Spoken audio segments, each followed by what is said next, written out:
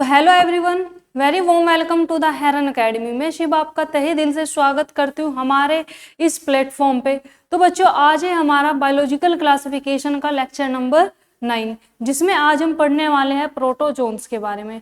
I hope आपने हमारे जो प्रीवियस लेक्चर है उनको ले लिया होगा, और अगर आपने अभी तक उन लेक्चर को नहीं लिया है तो उनको भी लेक्चर को आप अटेंड जरूर कर लीजिएगा। तो बच्चों, बिना टाइम को वेस्ट किए स्टार्ट करते हैं हमारा आज का लेक्चर, जिसमें आज हमें कवर करना है इसको, प्रोटोजोन्स को। जितने हमारे किंगडम प्रोटिस्टा के जो फोर क्लासेस थी, हमने उनको कवर कर लिया है। आज हमारे प्रोटिस्टा का लास्ट लेक्चर हो जाएगा, जिसमें हम क्लास पढ़ने वाले हैं कौन सी, प्रोटोजोन। आज की जो हमारी क्लास रहेगी वो क्या रहेगी, प्रोटोजोन रहेगी। तो आपके एनसीईआरटी प्रोटोजोन्स के बारे में क्या क्या बोलते हैं उनको एक बार हम अच्छी तरीके से गो थ्रू कर लेते हैं। एनसीईआरटी क्या बोलते हैं, all protozoans are heterotrophs. All protozoans are heterotrophs. It means जितने भी आपके किंगडम प्रोटिस्टा के जो क्लास है प्रोटोजोन्स, इसमें जितने भी ऑर्गेनिज्म आएंगे वे सारे के सारे कैसे होंगे, हेटेरोट्रोप्स होंगे। एंड आई होप आप इस चीज को बहुत अच्छी तरीके से जानते होंगे। हेटेरोट्रोप्स हम उन ऑर्गेनिज्म को बोलते हैं जो अपने न्यूट्रिशन के लिए किसी अदर ऑर्गेनिज्म पे डिपेंड होते हैं। लाइक वी, जैसे कि हम अपने न्यूट्रिशन के लिए क्या तो किसी अदर ऑर्गेनिज्म पे डिपेंड हो गए या किसी प्लांट्स पे डिपेंड हो गए। तो ओवरऑल कहने की बात यही है कि जब ऑर्गेनिज्म अपने न्यूट्रिशन के लिए किसी अदर ऑर्गेनिज्म पे डिपेंड होगा तो उसको हम क्या बोलते हैं, हेटेरोट्रोप्स बोलते हैं। तो हमारी सिमिलर जितने भी आपके प्रोटोजोन्स हैं वे भी कैसे होंगे, हेटेरोट्रोप्स होंगे। लेकिन जो हेटेरोट्रोप्स, देखो हेटेरोट्रोप्स हम भी है, हेटेरोट्रोप्स प्रोटोजोन भी है, लेकिन हेटेरोट्रोप्स में भी यही हमारे से क्या होते हैं, डिफरेंशिएट करते हैं। क्यों, हम कैसे हेटेरोट्रोप्स हैं, हम होलोजोइक है। लेकिन यही अगर हम बात करें प्रोटोजोन्स की, प्रोटोजोन्स होते हैं आपके प्रीडेटर और पैरासाइट। प्रीडेटर कौन हो गए, जो होस्ट पे डिपेंड होते हैं, मतलब कि जो कहाँ पे सरवाइव करते हैं, किसी दूसरे ऑर्गेनिज्म पे आपके सरवाइव करेंगे, उनको हम क्या बोलते हैं, प्रीडेटर बोलते हैं, सॉरी पैरासाइट बोलते हैं। उन ऑर्गेनिज्म को हम क्या बोलेंगे, पैरासाइट बोलेंगे, जो दूसरे ऑर्गेनिज्म की बॉडी पे रहते हैं। प्रीडेटर का क्या मतलब हो जाएगा कि जो क्या करे, शिकार करके खाए, किसी दूसरे ऑर्गेनिज्म को मार के खा जाए, उनको हम क्या बोलते हैं, प्रीडेटर। नेक्स्ट देखते हैं, they are primitive relative of animals. Important line है भाई, ये आपकी इंपॉर्टेंट लाइन हो जाती है। इंपॉर्टेंट लाइन क्यों हो जाती है, क्योंकि जब आप इवोल्यूशन के बारे में पढ़ते हैं तो इवोल्यूशन में हमें पता चलता है कि जो सबसे प्रिमेटिव एनिमल्स थे, जो प्रिमेटिव एनिमल्स थे वे कौन थे, आपके प्रोटोजोन्स थे। तो इसीलिए हमने इसको बोला है they are primitive relative of animals. ये एनिमल्स के सबसे प्रिमेटिव एनिमल्स है। प्रिमेटिव का मतलब यहाँ पे पुराना होता है। ये क्या है, यहाँ पे पुराना का क्या मीनिंग हो जाएगा, पुराना। अब जो आपके प्रोटोजोन्स हैं, जो आपके क्या है, प्रोटोजोन्स है, इनको हम क्या करते हैं, 4 ग्रुप में डिवाइड करेंगे। हमने क्या बोल दिया है, ये यहाँ पे मैंने 4 लिखा है, क्या बोल रहे हैं हम यहाँ पे, 4 ग्रुप ऑफ प्रोटोजोन्स। मतलब कि जितने भी आपके प्रोटोजोन्स हैं, हमने सभी प्रोटोजोन्स को क्या किया है, 4 अलग अलग ग्रुप में उनको डिवाइड किया है। पहला ग्रुप आपका क्या आ जाएगा इसमें, एमेबोइड प्रोटोजोन। दूसरा आ जाएगा आपका फ्लैजिलेटेड प्रोटोजोन्स। थर्ड आपका आ जाएगा सिलिएटेड प्रोटोजोन्स। एंड 4 आपका आ जाएगा स्पोरोजोन्स। ये प्रोटोजोन की 4 ग्रुप है, जिनको हमें एक एक करके इनकी प्रॉपर्टी को पढ़ना है। इन्हीं को हमें क्या करना है, एक एक करके इनकी प्रॉपर्टी को पढ़ना है। और यहाँ पे हम जो सबसे पहले लेके चलेंगे, किसको चलेंगे, एमेबोइड प्रोटोजोन्स। सबसे पहला आपका कौन सा आ गया भाई बच्चों, एमेबोइड प्रोटोजोन्स। अब एमेबोइड प्रोटोजोन्स के बारे में आपको क्या क्या लाइन याद रखनी है, सबसे पहले live in fresh water. It means जो आपके प्रोटोजोन्स होते हैं ये कहाँ पे पाए जाएंगे, ये पाए जाएंगे आपके फ्रेश वाटर में। इसके साथ साथ में ये सी वाटर में भी होंगे, और ये आपको मॉइस्ट एरिया, ये यहाँ पे ये आपको मॉइस्ट एरिया में भी देखने को मिलेंगे। उसके बाद they move and capture prey. ये प्रोटोजोन्स क्या करते हैं, मूव करते हैं और कैप्चर, खा जाएंगे किसको, अपने प्रे को किसके through, putting out pseudopodia. Pseudopodia क्या होती है, स्यूडोपोडिया होगी फॉल्स फीट। अभी देखो मैं आपको इसके डायग्राम में बताती हूँ। जो एमोबॉइड इसमें आपके किसको इंक्लूड करते हैं हम, अमीबा में। अब अमीबा ये स्ट्रक्चर किसका है, ये स्ट्रक्चर है अमीबा का। और आप यहाँ पे देख रहे हैं अमीबा की क्या होती है, ये जो इसकी फुट मतलब कि फुट, इसकी जो फुट लाइक स्ट्रक्चर होती है इसको हम क्या बोलते हैं, स्यूडोपोडिया। अब स्यूडोपोडिया से होता क्या है, इस तरीके से समझिए कि ये अमीबा है, ये अमीबा है, और यहाँ पे क्या है, यहाँ पे है इसका कुछ फूड मटेरियल जिसको इसे खाना है। तो ये करता क्या है, ये जो इसका अंदर, इसके अंदर क्या भरा हुआ है, इसका साइटोप्लाज्म। तो ये क्या करता है, अपने साइटोप्लाज्म को पुश करेगा और पुश करके यहाँ पे कुछ इस तरीके की स्ट्रक्चर बना लेगा। इनको पुश करके ये इस तरीके की स्ट्रक्चर बना लेगा अपने जो इसका साइटोप्लाज्म है, जो इसका साइटोप्लाज्म है, ये अपने साइटोप्लाज्म को क्या करता है, आगे की ओर पुश करेगा। अपने साइटोप्लाज्म को क्या कर देगा, ये आगे की ओर पुश कर देगा। और ये जो स्ट्रक्चर बनती है, ये यहाँ पे फिट लाइक जो स्ट्रक्चर बनती है, इसी स्ट्रक्चर को हम क्या बोलते हैं, इसी स्ट्रक्चर को हम बोलते हैं स्यूडोपोडिया। तो यहाँ पे करता क्या है, एनसीईआरटी देखो क्या बोल रही है, एनसीईआरटी ने आपको बोला है कि जो आपके एमोबॉइड है ये अपने प्रे को कैप्चर करते हैं किसके थ्रू, स्यूडोपोडिया के थ्रू। और स्यूडोपोडिया को हम क्या बोलते हैं, फॉल्स फीट बोलते हैं। एग्जाम्पल आपका इसमें आ जाएगा अमीबा, एग्जाम्पल आपका इसमें कौन आ जाएगा, एग्जाम्पल में आ जाएगा आपके इसमें अमीबा। नेक्स्ट बात करते हैं, marine forms have silica shell their surface. मतलब कि आपके कुछ अमोइबा, कुछ अमीबा ऐसे भी होंगे जो कि कहाँ पे देखने को मिल रहे हैं आपको, मराइन फॉर्म में। मतलब कि मराइन वाटर में अमीबा जो कहाँ पे देखने को मिलते हैं, मतलब कि में आपके जो हम बोल रहे हैं ना एमोबॉइड प्रोटोजोन्स, में प्रोटोजोन्स जो कि आपको कहाँ देखने को मिलते हैं, मराइन वाटर में देखने को मिलते हैं। उनके आपको सरफेस पे किसकी शेल देखने को मिलती है, उनकी जो सरफेस है, उनकी सरफेस पे सिलिका की शेल बनी होगी। और ऐसे अमीबा को हम क्या बोलते हैं, ऐसे प्रोटोजोन्स को जिनकी सरफेस पे सिलिका की शेल पाई जाती है उनको हम बोलते हैं एंट अमीबा। उनको हम क्या बोलते हैं, एंट अमीबा। और ये जो आपके एमोबॉइड है प्रोटोजोन्स है, इनमें आपके कुछ प्रोटोजोन्स कैसे होंगे, पैरासाइट होंगे। मतलब कि वे दूसरे ऑर्गेनिज्म की बॉडी पे सरवाइव करते हैं, मूव करते हैं अपने नेक्स्ट। और ये हमारे यहाँ पे क्या हो गया, अमीबा इसका एग्जाम्पल है, उसको हमने यहाँ पे एग्जाम्पल ले लिया। ये आपका डायग्राम है किसका, अमीबा का। तो इसको एक बार देख लेंगे, तो हमने भी यहाँ पे जिक्र कर दिया। ये इसके स्यूडोपोडिया हो गया जिसके थ्रू अमीबा क्या करता है, मूव करता है आगे की। और ये इसके जो आउटर सरफेस है, ये वाली जो इसकी आउटर सरफेस दे रखी है, जो इसकी बाउंड्री है, इस बाउंड्री को हम बोलते हैं सेल मेम्ब्रेन। इस बाउंड्री को हम क्या बोलते हैं, सेल मेम्ब्रेन बोलते हैं। उसके बाद इसमें यहाँ पे आपको स्ट्रक्चर देखने को मिल रहा है, इसको हम क्या बोलते हैं, कॉन्ट्रैक्टाइल वैक्यूल। इनके अपने अपने क्या होते हैं, अलग अलग फंक्शन हो गए।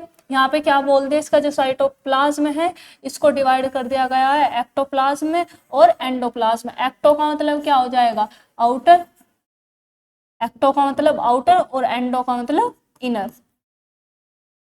एंडो का मतलब क्या हो जाएगा, इनर।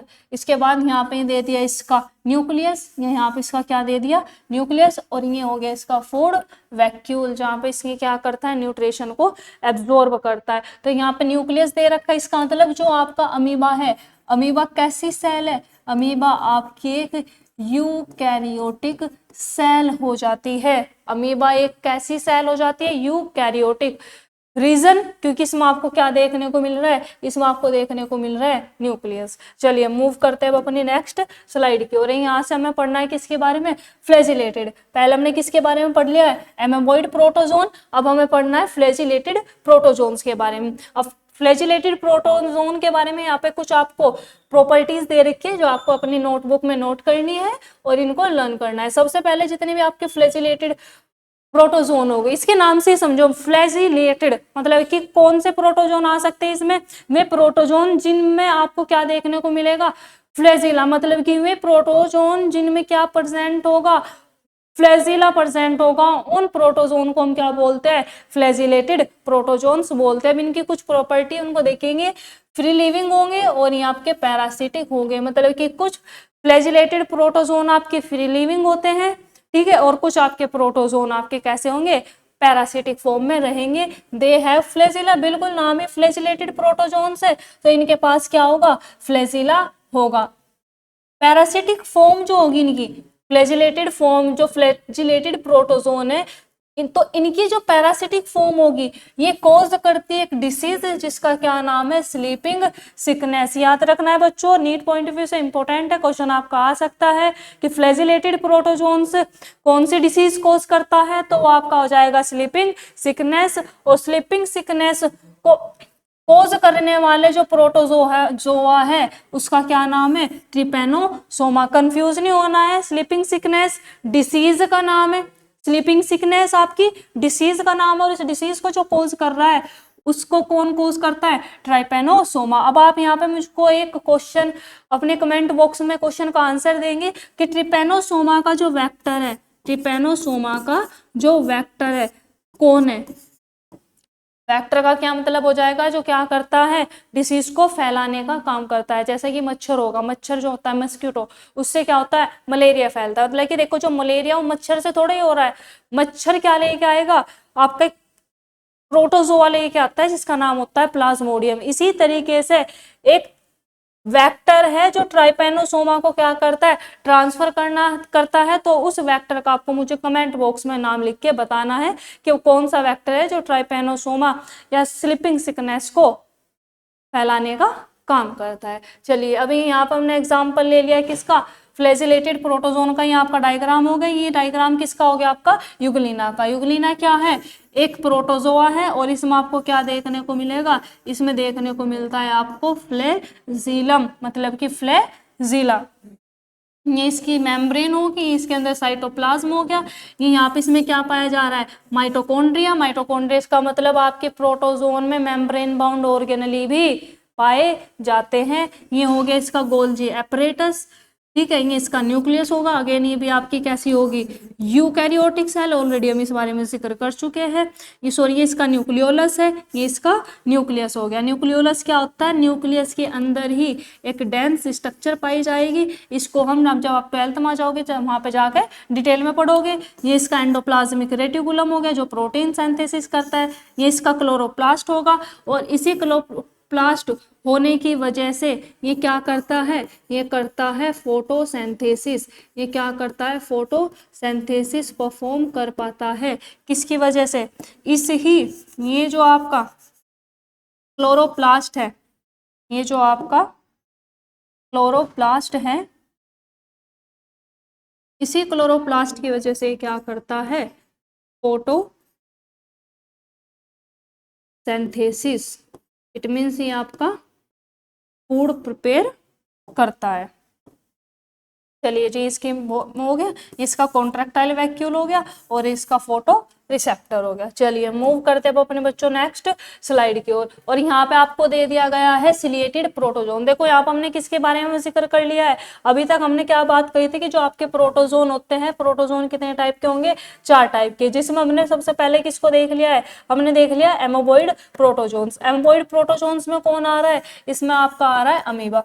इसमें कौन आ रहा है, अमीबा आ रहा है। फिर हमने यहाँ पे देख लिया फ्लैजिलेटेड प्रोटोजोन्स। फ्लैजिलेटेड प्रोटोजोन्स में किसको पढ़ा हमने, यूग्लिना को। इसमें हमने किसको पढ़ा है, यूग्लिना को पढ़ा है, और इसकी कुछ प्रॉपर्टी को देख लिया है। अब हमें देखना है सिलिएटेड प्रोटोजोन्स। तो ये जो आपका सिलिएटेड प्रोटोजोन्स है, ये जो आपका सिलिएटेड प्रोटोजोन्स है, इसमें क्या क्या प्रॉपर्टी होगी। सिलिएटेड नाम है इसका मतलब इसमें आपको क्या देखने को मिलेगा, सीलिया देखने को मिलेगा। मतलब कि वो प्रोटोजोन जिसकी आउटर सरफेस पे क्या होती है, सीलिया पाई जाएगी, उसको हम क्या बोल देंगे, सिलिएटेड प्रोटोजोन्स बोल देंगे। एनसीईआरटी इसके बारे में क्या बोलते हैं देख लेंगे। दीज आर एक्वेटिक, मतलब कि जितने भी आपके सिलिएटेड प्रोटोजोन्स हैं, जितने भी आपके सिलिएटेड प्रोटोजोन्स हैं, वे कहाँ पर पाए जाएंगे, वो आपके वाटर में पाए जाएंगे। तो इनका जो हैबिट बता दिया वो क्या है, जो इनका सॉरी हैबिटेट है वो क्या है, एक्वेटिक है। एक्टिवली मूविंग यूजिंग सीलिया, मतलब कि ये मूव करते हैं किसके थ्रू, सीलिया के थ्रू, सीलिया की हेल्प से मूव करते हैं, लेकिन इनकी मूवमेंट कैसी होगी, एक्टिवली होगी। एक्टिवली का मतलब कि जब ये मूव कर रहे और मूव करते टाइम इनका क्या हो रही है, एनर्जी यूज हो रही है, तो ऐसी मूव को हम क्या बोल देंगे, नेक्टोन। मतलब कि जो आपके सिलिएटेड प्रोटोजोन्स हैं कैसे होते हैं, नेक्टोन होते हैं, जो यूज करते हैं किसका, एटीपी का मूव करने के लिए। नेक्स्ट देखते हैं, दे हैव ए कैविटी। ये जो आपके सिलिएटेड प्रोटोजोन्स है इनमें आपको क्या देखने को मिलती है, कैविटी देखने को मिलती है। उसी कैविटी को हम ग्लूट भी बोल देते हैं। ये करता क्या है, that opens to the outside. ये कहाँ पे ओपन होता है, प्रो इसके आउटसाइड। देखो यहाँ पे इसके डायग्राम में देख लेंगे, यहाँ आपका किसका डायग्राम है, ये आपके पैरामीशियम का डायग्राम है। डायग्राम किसका है, पैरामीशियम। और पैरामीशियम के यहाँ पे आपको क्या है, कुछ हेयर लाइक स्ट्रक्चर देखने को मिलती है। पैरामीशियम की आउटर सरफेस पे क्या देखने को मिलती है, हेयर लाइक स्ट्रक्चर देखने को मिलती है। ये जो इसकी हेयर लाइक स्ट्रक्चर है इन्हीं को हम क्या बोलते हैं, सीलिया।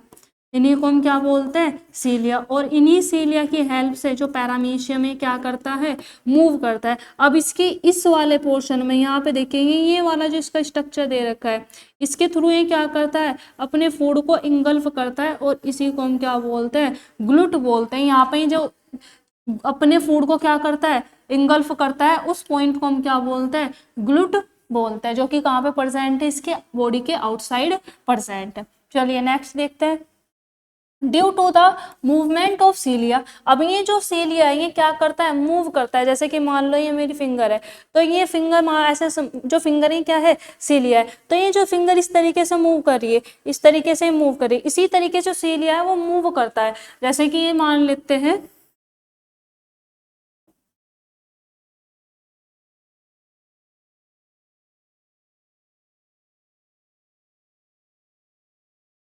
अभी हमने क्या बात करी, अभी मैं आपको समझाने की कोशिश कर रही हूँ सीलिया को। जैसे कि मान लेते भाई ये इसकी सरफेस होगी, और इसकी सरफेस पे ये सीलिया प्रेजेंट है। इसकी सरफेस पे इस तरीके से क्या प्रेजेंट है, सीलिया प्रेजेंट है। तो ये जो सीलिया है, ये जो सीलिया है क्या करती है, मूव करती है इस तरीके से। सीलिया ही क्या करती है, मूव करती है। तो यहाँ पे यही बताने की कोशिश कर रहा है कि ये जो पैरामीशियम है ये किसकी वजह से मूवमेंट करती है, सीलिया की। मतलब कि ये सीलिया की वजह से क्या कर पाती है, मूवमेंट कर पाती है। उसके साथ साथ और यहाँ पे क्या बता दिया है, water with food enters into the gullet. अब पैरामीशियम के अंदर जो वाटर और जो फूड जाता है वो किसके हेल्प से जाता है, किसके थ्रू जाता है, इस ग्लूट के थ्रू ही जाएगा। उसके बाद यहाँ पे इसका दे दिया एग्जाम्पल। एग्जाम्पल क्या हो गया, पैरामीशियम। यहाँ पे क्या कहने की कोशिश कर रहा है, जैसे कि मान लेते हैं यहाँ पे इसका कोई फूड मटीरियल है, इसका कोई फूड पार्टिकल पड़ा है, तो ये जो सीलिया है, ये सीलिया क्या करते हैं, इसको इस तरीके से पुश करते हुए जाएंगे, और ये इस तरीके से इसको पुश कर करके कहाँ पे ले आते हैं, ये इसके ग्लूट तक लेके आ जाएंगे। तो आपको यहाँ पे इसके बारे में ये बताने की कोशिश की जा रही है। नेक्स्ट मूव करते हैं भाई अपना किसके बारे में, नेक्स्ट आपकी एडिंग पड़ जाएगी स्पोरोजोन्स, जो कि प्रोटिस्टा का आपका लास्ट ग्रुप हो जाता है। इसमें आपको क्या क्या बातें याद रखनी है, they have and infections spore like stage in their life cycle. मतलब कि जो स्पोरोजोन्स हैं, स्पोरोजोन्स की लाइफ साइकिल में एक स्टेज ऐसी भी आती है जो हमारे लिए क्या होती है, इन्फेक्शियस होती है। मतलब कि जिससे हमें क्या होता है, इन्फेक्शन होगा, इट मीन्स हमें डिसीज होगी। कौन से इसकी बात कर रहे हैं, ये क्या करते हैं, दे कोज मलेरिया। मतलब कि जो आपकी स्पोरोजोन से है, इन्हीं स्पोरोजोन से जो आपको फीवर होता है, मलेरिया, वो इसी की वजह से होता है। अब यहाँ पे इसका एग्जाम्पल क्या दे दिया, इसका एग्जाम्पल हो जाएगा प्लाज्मोडियम। प्लाज्मोडियम क्या है, एक मलेरियल पैरासाइट है। प्लाज्मोडियम क्या है, प्लाज्मोडियम आपका स्पोरोजोन से, मतलब कि आपका एक प्रोटिस्टा है, और इसी की हेल्प से क्या होता है, ह्यूमन से मलेरिया होता है। इसलिए हमने इसको क्या बोल दिया, ये क्या है, मलेरियल पैरासाइट है। ये आपको यहाँ पे इसके बारे में कुछ समझाने की कोशिश की जा रही है। इस डायग्राम में क्या बोल रहे हैं, ये आपका जो क्या बोलते हैं, मस्क्यूटो होता है। फर्स्ट ऑफ ऑल होगा किस तरीके से, जो आपके मस्क्यूटो हो गए, ये मस्क्यूटो है, इसने क्या किया, बाइट करता है, ये हमारे क्या करता है, बाइट करता है, जो ब्लड है, ब्लड को सक करता है। तो अगर जो प्रोटिस्टा है वो बाइट कर रहा है एक ऐसे पर्सन को जिसको क्या हो रखा है, जिसको हो रखा है आपका मलेरिया, तो उसके अंदर जो प्लाज्मोडियम है वो कहाँ पे चले जाते हैं, उस फीमेल मस्क्यूटो, जो मस्क्यूटो होती है वो फीमेल मस्क्यूटो होती है, ठीक है। मतलब कि ऐसे समझो, देखो एक पर्सन है जिसको क्या हो रखा है, मलेरिया हो रखा है। मलेरिया क्यों है, क्योंकि उसके ब्लड में क्या है, प्लाज्मोडियम है। अब अगर उसको फीमेल एनाफिलेज मस्क्यूटो, याद रखना है जो मलेरिया उसको का वेक्टर कौन है, एक फीमेल मस्क्यूटो जिसका नाम है एनाफिलेज। तो फीमेल एनाफिलेज मस्क्यूटो उस पर्सन को काटती है जो कि क्या है, डिसीज से ग्रसित है, मतलब कि रोग से ग्रसित है, उसको बीमारी हो रखी है मलेरिया। तो उसके ब्लड में क्या है, प्लाज्मोडियम। जैसे ही मस्क्यूटो उसको बाइट करेगी, वो उसके ब्लड को सक करेगी, तो जो प्लाज्मोडियम वो कहाँ पे चले जाएंगे, उस फीमेल मस्क्यूटो के बॉडी में चले जाएंगे। अब वही फीमेल मस्क्यूटो किसी हेल्दी पर्सन को बाइट करे, तो जब वो उसको बाइट करते हैं, उसकी जो सलाइवा होती है, सलाइवा से जो प्लाज्मोडियम के जो स्पोर है वो कहाँ पे चले जाएंगे, उस हेल्दी पर्सन में चले जाएंगे। और उस हेल्दी पर्सन में जाते वे वहां पे अपना क्या करते हैं, रिप्रोडक्शन करते हैं और मलेरिया के जो स्पोर है उनको फैला देते हैं। इट मीन्स उस हेल्दी पर्सन को भी क्या हो जाएगा, मलेरिया हो जाएगा। इसकी जो लाइफ साइकिल है, डिटेल्ड लाइफ साइकिल, जो कि आपको इस डायग्राम में यहाँ पे शो की जा रही है, ये फिलहाल आपको यहाँ पे इतना डिटेल में समझने की जरूरत नहीं है, क्योंकि जब आप 12th क्लास में जाओगे आप इसकी जो लाइफ साइकिल है उसको बहुत डिटेल में पढ़ोगे। यहाँ पे आपको सिंपली यहाँ पे क्या समझाने की कोशिश कर रही है कि ये जो इसके प्लाज्मोडियम के क्या होते हैं, स्पोर हो गए, जो इसके oocyte है, इनमें क्या होगा, ये रिप्रोडक्शन करेंगे, इनमें आपका क्या बनेगा, रिप्रोडक्शन से ही जाइगोट बना लेंगे, फिर इनका माइक्रो, मतलब कि प्रोसेस चल रही है। और ये होता कहाँ पे, ये एक तो ग्रो करते हैं हमारे लिवर में, और लिवर के साथ साथ ये कहाँ पे चले जाते हैं, हमारी आरबीसी में भी चले जाएंगे। इसके यहाँ पे क्या दे रखी है, एसेक्सुअल ब्लड स्टेज दे रखे है, जिसमें आपके क्या बनते हैं, ये सीजोजोइंट बनते हैं। ये यहाँ पर भी आपको इतना डिटेल में लेने की जरूरत नहीं है, ये आप जब क्लास 12th में जाओगे वहां पर हम इसको डिटेल में पढ़ते हैं। फिलहाल आपको क्या याद रखना है, स्पोरोजोन्स में कौन आता है, प्लाज्मोडियम आता है। प्लाज्मोडियम से क्या होता है, ह्यूमन मलेरिया कोज होता है। इसके बाद अब आपकी एनसीईआरटी आपको क्या समझाने की कोशिश कर रही है, मतलब कि जितना हमने ये प्रोटोजोआ से रिलेटेड ये जो हमने 4 टॉपिक पढ़े हैं, अब उसकी एनसीईआरटी आपको देखनी, क्योंकि एनसीईआरटी बच्चों आपके लिए बहुत ज्यादा नेसेसरी है। अगर आपको अपने नीट में 360 आउट ऑफ 360 लाने हैं तो आपको अपनी एनसीईआरटी का वर्ड टू वर्ड समझना होगा। अब अपनी एनसीईआरटी को आप ओपन करेंगे और एनसीईआरटी में देखेंगे आपकी एनसीईआरटी आपको क्या समझाने की कोशिश कर रही है। तो ध्यान से देखेंगे भाई, ऑल प्रोटोजोन्स आर हेटेरोट्रोप्स, यही हमने बात कही थी कि जितने भी आपके प्रोटोजोन्स होंगे कैसे होंगे, हेटेरोट्रोप्स होंगे। और हेटेरोट्रोप्स के साथ साथ आप इसे और यहाँ पे एक बात और नोट कर लेंगे, और वो दूसरी बात आपको क्या नोट करनी है कि सारे के सारे प्रोटोजोन्स आपके कैसे होंगे, यूकैरियोटिक होंगे। ये आपके कैसे होंगे, यूकैरियोटिक होंगे, हो जाएंगे आपके यूकैरियोटिक। तो यहाँ पे जितने भी प्रोटोजोन्स है ये सारे आपके कैसे हो जाएंगे, हेटेरोट्रोप्स हो जाएंगे। लेकिन जो इसमें आपके प्रोटोजोन्स में यूग्लिन आता है वो आपका ऑटोट्रोफिक भी न्यूट्रिशन शो करता है, एंड लिव एज प्रीडेटर और पैरासाइट। और एक किस फॉर्म में रहते हैं, प्रीडेटर या पैरासाइट के फॉर्म में सरवाइव करते हैं। They are believed to primitive relative of animals, ये बात आपको बिलीव नहीं कर पाओगे, कहने का मतलब यहाँ पे यही सिंपल, अगर इसको हम अपनी लैंग्वेज में समझना चाहे, एनसीईआरटी क्या बोल रही है कि जो आपके प्रोटोजोन्स हैं आपके क्या है, प्रीमेटिव रिलेटिव एनिमल्स हैं, मतलब कि आपके एनिमल के सबसे पुराने रिलेटिव एनिमल्स माना जाता है इनको। They are 4 major group of protozoans, protozoans के कितने मेजर ग्रुप है, 4 मेजर ग्रुप है, याद रखेंगे। कौन कौन से, सबसे पहले एमोबॉइड प्रोटोजोन्स। एमोबॉइड प्रोटोजोन्स कौन से प्रोटोजोन्स है, ये कैसे होते हैं, these organism live in fresh water, ये आपको कहाँ पे देखने को मिलते हैं, फ्रेश वाटर में देखने को मिलेंगे, सी वाटर में भी देखने को मिलेंगे, और ये आपको मोइस्ट सोइल में भी देखने को मिलते हैं। दे move and capture there pray and putting out pseudopodia, और ये अपने जो प्रे होगा उसको कैप्चर करते हैं किसके थ्रू, स्यूडोपोडिया के थ्रू। स्यूडोपोडिया क्या होते हैं, स्यूडोपोडिया होते हैं भाई आपके फॉल्स फीट। स्यूडोपोडिया क्या होते हैं, फॉल्स फीट होते हैं। स्यूडोपोडिया आपके क्या होते हैं, फॉल्स फीट।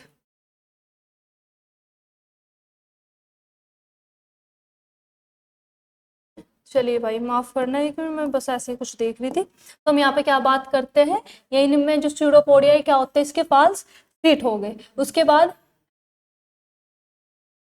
बाद हम बात कर रहे हैं यहाँ पे, अरे बाबू भाई आप क्या हो, उसके बाद हम यहाँ पे क्या बात करते हैं, अमीबा एज इन अमीबा, मतलब कि जो कि एग्जाम्पल दे दिया आपकी, क्या हो गया आपके अमीबा।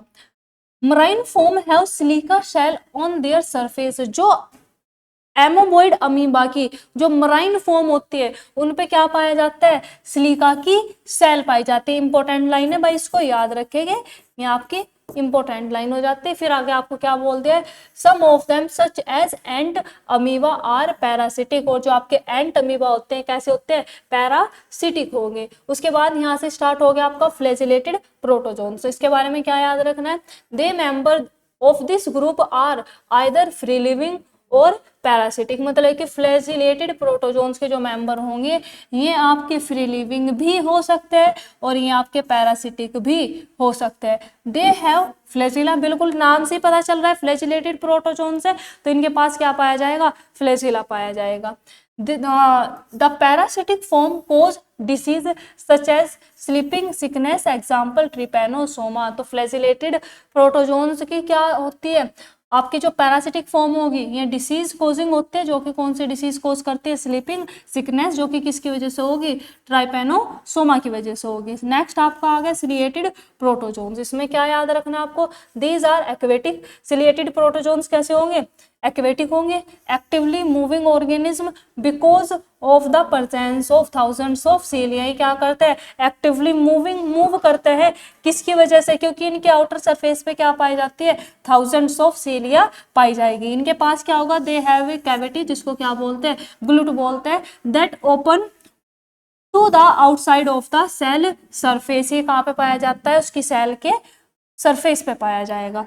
द कोऑर्डिनेटेड मूवमेंट, सीलिया में क्या चलती है, कोऑर्डिनेटेड फॉर्म में मूव चलती है, of row of cilia cause the water laden with food to be steered into the gullet, मतलब कि इसको वाटर को या क्या करना है, फूड को इंगल्फ करना है। तो मान लो जिस तरीके से मैंने तुम्हें अभी बताया था, अगर मान लो उसके आउटसाइड में है, पिछली साइड में, तो जो सीलिया वो मूव कर करके उस फूड को कहाँ पे लेके आ जाता है, ग्लूट तक लेके जाएगा। एग्जाम्पल आ जाएगा आपका इसमें पैरामीशियम, एग्जाम्पल आ जाएगा पैरामीशियम। लास्ट आपका जाता है बच्चों इसमें स्पोरोजोन्स, इसमें क्या याद रखना है, these include diverse organism that have in infectious spore like stage in their life, मतलब कि जो आपको स्पोरोजोन्स है इनके आपको क्या है, इसमें किसको इंक्लूड किया गया है, उन प्रोटोजोन्स को जिनकी लाइफ, मतलब कि स्पोर की जो स्टेज होती है, इनकी लाइफ साइकिल में जो स्पोर की स्टेज होती है वो कैसी होगी, इन्फेक्शियस होगी, वो मतलब क्या करेगी, इन्फेक्शन कोज करेगी। द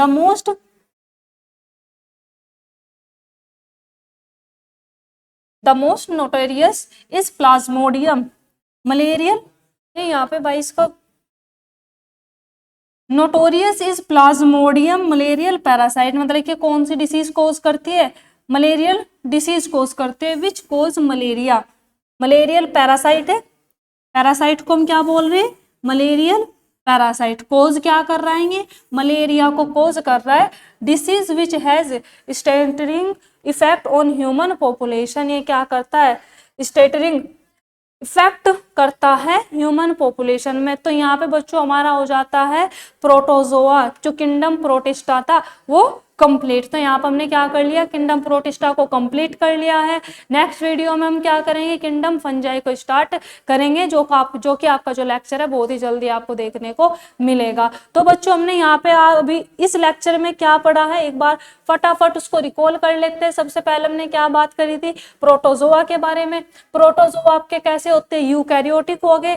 न्यूट्रिशन कैसा होता है इनका, आपका हेटेरोट्रोफिक, और हेटेरोट्रोफिक में भी आपके प्रीडेटर और पैरासाइट हो सकते हैं। ये आपके कैसे है, ये आपके प्राइमेटिव रिलेटिव एनिमल्स है, मतलब कि बहुत ही पुराने एनिमल्स है। सभी प्रोटिस्टा को हमने कितने ग्रुप में डिवाइड किया है, 4 ग्रुप में, amoeboid protozoan, flagellated protozoans, ciliated protozoans और आपका स्पोरोजोन्स। एमोबॉइड प्रोटोजोन में किसको रखा गया है, अमीबा, इसमें कौन आता है, अमीबा। ये कहाँ पाए जाएंगे, फ्रेश वाटर में, सी वाटर में और आपके मॉइस्ट सोइल में पाए जाएंगे। ये आपको कहाँ देखने को मिलते हैं, मॉइस्ट सोइल में देखने को मिलते हैं, जहाँ पे मतलब कि जो मिट्टी होगी, और वो मिट्टी कैसी होगी, नम मिट्टी होगी, वहां पे आपको क्या देखने को मिलता है, अमीबा देखने का या एमोबॉइड प्रोटोजोन देखने को मिलते हैं।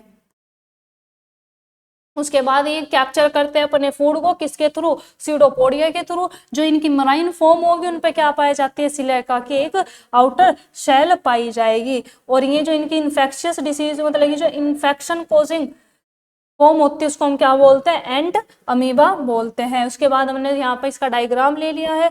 उसके बाद नेक्स्ट हमने यहाँ पे बात की थी फ्लैजिलेटेड प्रोटोजोन में, प्रोटोजोन जिनकी आउटर सरफेस पे क्या पाया जाएगा, आपको देखिए जिनकी बॉडी पे क्या पाया जाएगा, फ्लैजिला पाया जाएगा, उनको हमने किसका नाम दे दिया, फ्लैजिलेटेड प्रोटोजोन। ये आपके फ्री लिविंग होते हैं और पैरासिटिक भी हो सकते हैं। इनके पास फ्लैजिला होगा, इनके जो आपका पैरासिटिक फॉर्म है डिसीज कोज करते हैं जिसको हमने नाम दिया था स्लीपिंग सिकनेस। और एग्जाम्पल इसका हो गया ट्राइपेनोसोमा, मतलब कि ट्राइपेनोसोमा वो है जो कि स्लीपिंग सिकनेस को कोज करता है। उसके बाद हमने यहाँ पे जिक्र किया था सिलिएटेड प्रोटोजोन। सिलिएटेड प्रोटोजोन आपके एक्वेटिक होते हैं, एक्टिवली मूव करते हैं किसके थ्रू, सीलिया के थ्रू एक्टिवली मूव कर रहे हैं, इसलिए हमने इसको क्या नाम दिया था, नेक्टोन नाम दिया था। इसलिए हमने इसको क्या नाम दिया था, नेक्टोन नाम दिया था। यूज करते हैं एटीपी को। फिर हमने बात की है कि इनके पास क्या पाई जाती है, कैविटी, जिसको हम क्या बोलते हैं, ग्लूट। इसके थ्रू ये क्या करते हैं, फूड को और वाटर को आपका बॉडी के अंदर लेके जाते हैं। मतलब कि ये जो फूड है उसको कैप्चर किसके थ्रू करते हैं, इस ग्लूट के थ्रू ही करते हैं। एग्जाम्पल हमने ले लिया था इसका पैरामीशियम। उसके बाद हमने यहाँ पे किसके बारे में जिक्र किया था,